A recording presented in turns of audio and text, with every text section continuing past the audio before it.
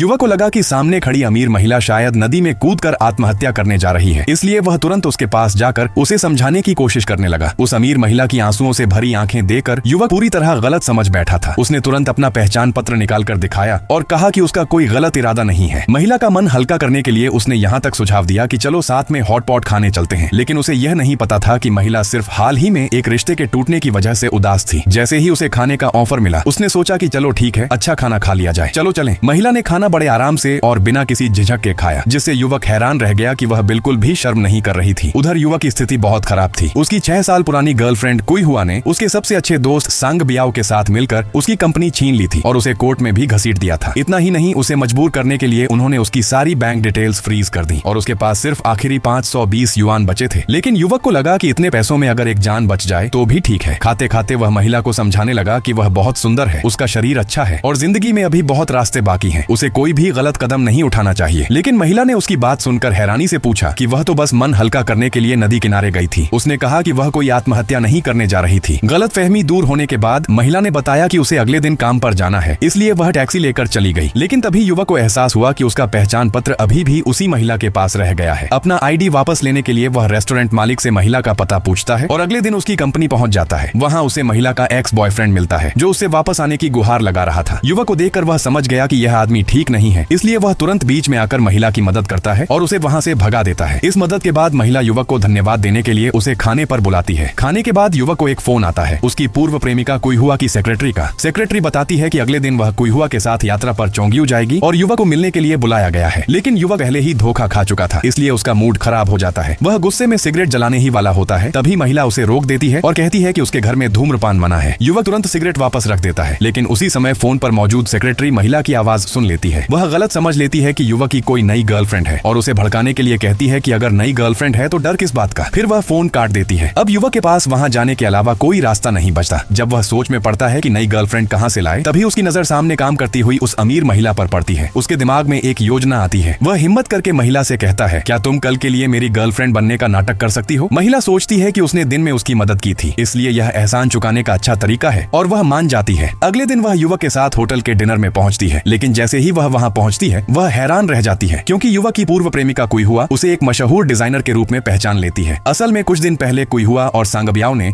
युवक की कंपनी छीनने के बाद एक प्रोजेक्ट के लिए इसी महिला की कंपनी से साझेदारी की थी। उन्हें नहीं पता था कि जिस कंपनी के फाउंडर के साथ वे काम कर रहे हैं वह असल में वही युवक है। अब महिला को पूरी सच्चाई पता चल जाती है कि कैसे कुईहुआ और सांगबियाओ ने मिलकर युवक को धोखा दिया, उसकी कंपनी छीन ली और उसे बाहर निकाल दिया। यह देखकर महिला तय करती है कि वह युवक की मदद करेगी और उसे अपमान से बचाएगी।